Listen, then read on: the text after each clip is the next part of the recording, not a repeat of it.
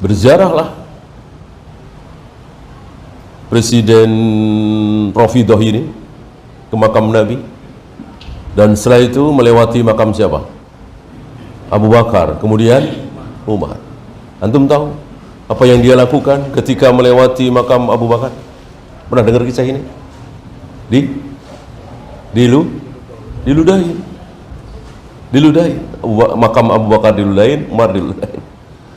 Ya, ada syekh di situ. Ya, menahan diri ya, ada emosi kayak apa. Kalau tidak salah itu hari Jumat pagi. Jumatnya beliau khutbah, habis Rafidah, habis dalam khutbahnya. Ya tentu tidak menyebut Presiden Rafidah ini meludahi makam Abu Bakar dan Umar, tapi habis secara umum, dihabisi. Ya. Kalau tidak salah dia memfatwakan mati. Ya, Rafidah memang seperti itu. Rafidah memang seperti itu. Luar biasa sifat ahlul bidah, para aimah seperti kala jengking, akar. Ya. Kepalanya dimasukkan, selatnya itu yang belakang itu dimunculkan. Ini ahlul bidah. Ya. Rata-rata ahlul bidah seperti itu. Fa idza hana ulaika indahum lam yaltafitu ila ma naqalu. Diharapkan ketika pamor mereka telah jatuh, tidak ada wibawa mereka karena mereka ini orang-orang zalim, orang-orang pembohong, bahkan kafir. Apa yang mereka bawa tolak. Hadis-hadis riwayat Abu Bakar tolak, riwayat Umar tolak, riwayat Abu Hurairah tolak. Kecuali sedikit dari hadis-hadis Ahlul Bait, kan sedikit. Ya.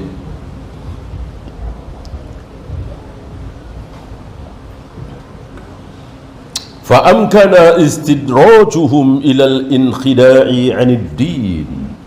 Dengan demikian mudah sekali untuk membuat tipuan-tipuan dalam agama.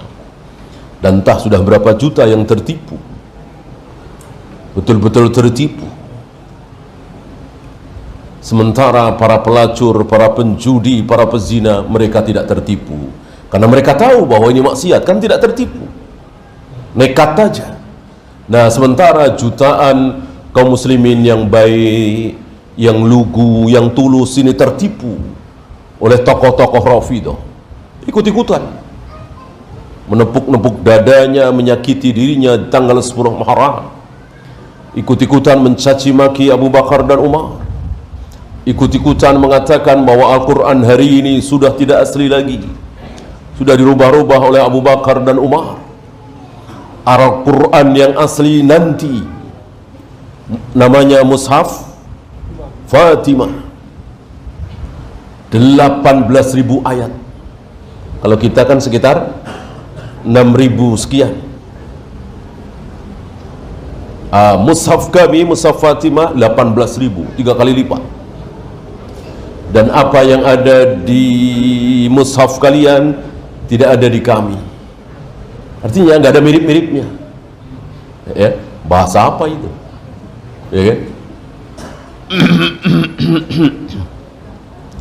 Berarti nggak ada bismillahnya, nggak ada alhamdulillahnya, nggak ada lafaz Allahnya, katanya nggak ada mirip-miripnya, satu kata pun.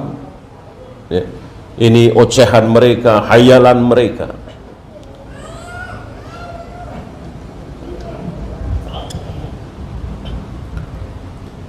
Fa in baqiya minhum mu'tasimun bidawahiril Qur'ani wal akhbar. Jika masih tersisa di antara mereka orang yang berpegang teguh dengan zahir ayat Al-Quran, zahir akhbar, zahir hadis, tangan Allah, tangan, wajah Allah, wajah Allah bersemayam di atas arsy, bersemayam. Allah turun ke langit dunia setiap sepertiga malam, turun. Ini kan zahir. Ya. sabda Nabi sallallahu alaihi wasallam tentang berbagai macam hal, ya, rukuk, sujud, perang, bunuh, ini kan zahir, ya. Auhamnahu anna tilka dzawahira laha asrarun wa bawatin, maka kami hembuskan kepada mereka bahwa zahir ayat tadi, kalimat-kalimat itu ada sirrun, asrar, ada batinnya, bawatin, ada rahasia-rahasianya, ada batinnya, maka disebut aliran kebatinan. Ada sirrunnya, ada batinnya, ada sesuatu di dalamnya, itu ada sesuatu yang terkandung. Hakikat sholat itu apa, hakikat puasa itu apa, hakikat dakwah itu apa, hakikat, ya, ada sesuatu.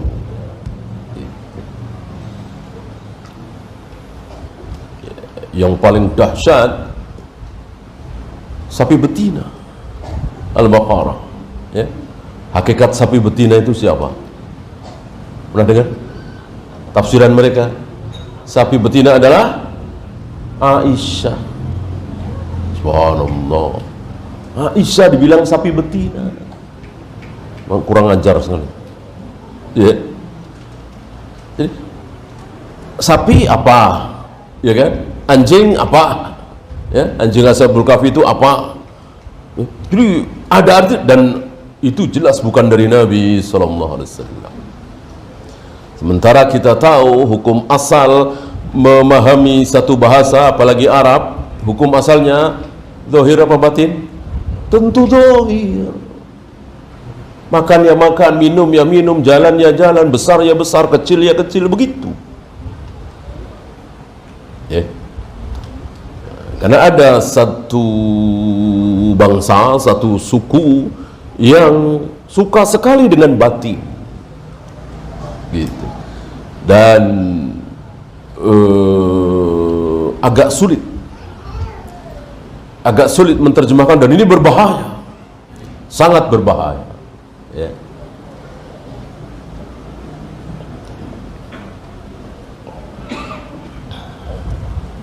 Adapun bahasa Arab selamat.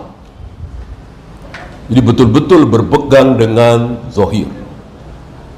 Panjang ya panjang, pendek yang pendek, tangan ya tangan, gitu. Kalau kita kan banyak apa itu istilahnya, kiasan, ya. Kalau Arab tangan ya tangan, panjang ya panjang. Maka Nabi mengatakan, yang di antara istriku yang paling cepat menyusul aku mati adalah yang paling panjang tangannya.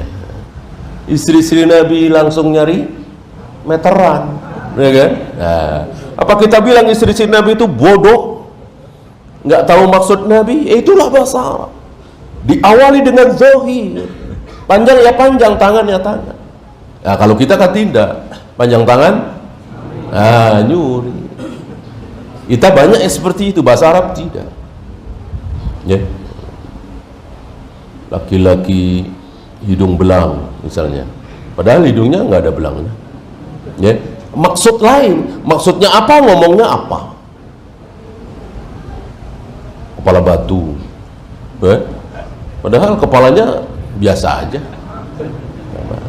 tangan besi, ya, macam-macam, muka tembok. Mana ada muka tembok, ya kan? Itu banyak kiasan di bahasa kita, bahasa Arab salah. Ya. Maka jika ada sebuah kalimat, kata-kata, kok yang dimaksud lain, itu harus ada izin dari si orang yang mengucapkan kalimat itu. Kalau Al-Quran ya Allah, kalau hadis ya Rasulullah, Allah dan Rasulnya. Kalau tidak ada, tidak boleh. Maka enak sekali orang yang mengatakan bahwa Allah bersemayam di atas arsy, maksudnya Allah menguasai arsy. Allah turun ke langit dunia setiap sepertiga malam, yang turun adalah rahmatnya. Allah tertawa, maksudnya Allah ridho. Enak sekali, dari mana? Kalau dari Allah dan Rasulnya tentu diterima. Tidak, dari akal mereka, dari logika mereka. Logika dari mana? Ya, ini beda dengan ahlus sunnah. Betul-betul menyerahkan kepada Allah dan Rasulnya. Turun ya turun, bersemayam ya bersemayam, wajah ya wajah, tangan ya tangan.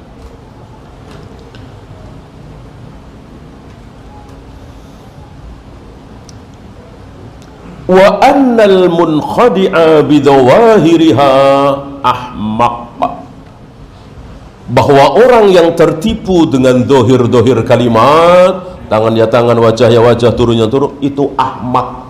Apa ahmak? Bodoh. Bodoh. Nah, mereka memang begini caranya mengkampanyekan, terus diulang di media dan seterusnya. Umumnya manusia seperti itu. Pertama kali ada orang mengatakan bahwa Isa dan ibunya akan merebut tahta Romawi. Pertama kali ada orang Yahudi memfitnah seperti ini, nggak ada yang mau dengar, ketawain. Ya. Tapi kebohongan ini terus diulang. Akhirnya pembesar Romawi kena syubhat itu. Maka beliau perintahkan bala tentaranya untuk menangkap, dan berakhir dengan penyaliban itu. Tapi yang disalibkan bukan beliau. Pertama kali ada yang mengatakan, Yahudi mengatakan, Aisyah ada main sama Sofwan. Bayangkan di malam yang gelap gulita, cuman berdua, sementara Rasul dan para sahabat sudah di depan. Terkenal di Bukhari sebagai hadisul ifki, ya kan? Cerita dusta. Enggak ada yang menggubris, udah didiemin aja. Enggak ada satupun yang terbersit Aisyah main serong dengan siapapun. Ya, istri Nabi alaihi salatu wassalam, anak Abu Bakar. Ya, tapi berita ini terus diulang setiap hari. Jangankan sahabat, Rasul saja goyah. Buktinya nyuruh Aisyah sementara pulang ke rumah orang tuanya Abu Bakar, dan sempat mengatakan, jika engkau memang melakukan, Allah Maha Pengampun wahai Aisyah. Kesel sekali Aisyah digituin, ya kan? Memang nggak ngapa-ngapain. Kisahnya kan ketika Aisyah buang air malam yang gelap gulita itu, lalu balik lagi ke tempat itu, pasukan sudah jalan, dikiranya Aisyah sudah ada di tandu itu. Aisyah menunggu, paling juga nanti pada balik lagi. Malah dari belakang Sofwan bin Al-Mu'attal, ya,